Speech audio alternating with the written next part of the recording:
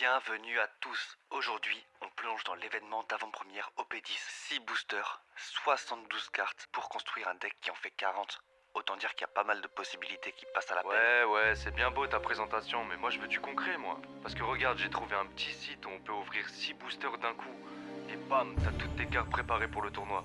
Waouh, regardez-moi toutes ces cartes. Le site, il est hyper simple d'accès. En 2 clics, vous pouvez transférer les cartes du site sur votre simulateur et les jouer directement, c'est une folie.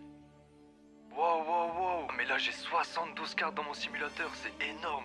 Comment je vais faire pour sélectionner les cartes que je vais ajouter dans mon deck? Ah là, je commence à paniquer. Bon, pas de panique. On a juste à retourner voir la présentation de l'autre Gugus, tout devrait bien se passer.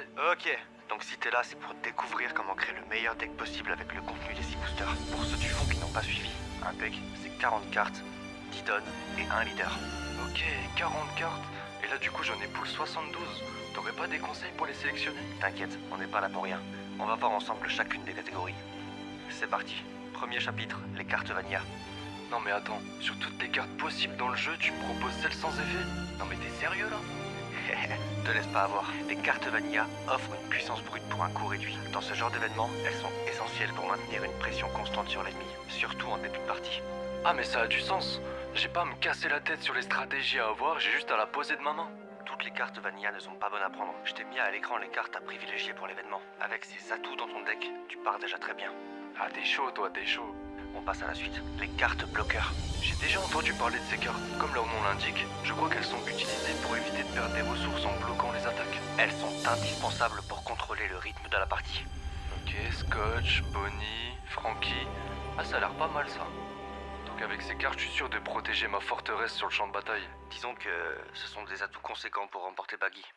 Mais nous, ce qu'on veut, c'est une victoire écrasante. C'est pour ça qu'on passe tout de suite à la prochaine catégorie, les contrôleurs de terrain. Le but de ces cartes, contrôler la stratégie adverse. J'en ai seulement 2 à vous montrer pour le coup. Inazuma vous permettra d'épuiser un personnage si son coût est inférieur ou égal au nombre de vies restantes de la partie. Et Kyros, si je comprends bien, elle permet de cibler une carte adverse ayant un coût de 5 ou moins et la renvoyer dans la main de son propriétaire. Ce qui est puissant avec ce genre de cartes, c'est qu'elles sont très autonomes. Elles n'ont pas besoin d'autres personnages pour compléter leur effet. C'est totalement ça. On passe directement à la suite, les réducteurs de puissance. Pour le coup, on va pas déblatérer pendant 1000 ans. Il y a une carte que tu dois avoir dans ton deck, et c'est monnaie. Cette carte, tu l'invoques pour 2 dons, et une fois qu'elle est sur le terrain, bonne chance. C'est simple, t'as juste à l'épuiser pour placer les 2 dons qui t'ont servi à son invocation sur ton leader ou un de tes personnages. Mais c'est pas tout.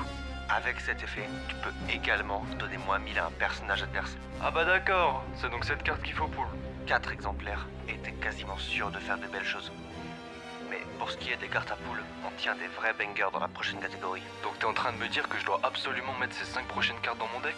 C'est totalement ça. En plus de leur valeur offensive, ces cartes généralement disposent d'effets très intéressants. Pour le coup, c'est clairement un no-skip pour chacune de ces cartes. Ok, je comprends.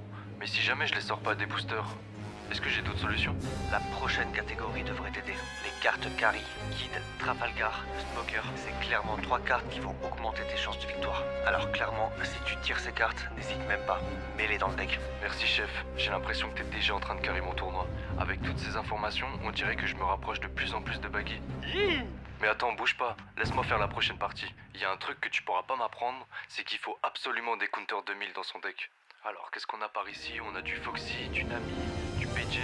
Mais en vérité, les gars, vous prenez pas la tête. Si vous avez un contre 2000 dans votre loot, mettez-le dans votre deck. T'as parfaitement résumé la situation. C'est pour ça qu'on peut directement passer à la prochaine partie, les cartes événements. Ce que tu vois actuellement à l'écran, c'est les meilleurs événements à mettre dans le deck. Clairement, là, t'as affaire à 6 dingueries. C'est simple, mémorise bien chacune de ces cartes, parce qu'il faut vraiment pas qu'elles se retrouvent à côté de ton deck. Et pourquoi je suis censé les mémoriser quand je peux juste screen mon écran? T'es bizarre, toi. T'es chelou, frère. Tu crois que c'est du respect, ça? Tu crois que c'est du respect, mon garçon?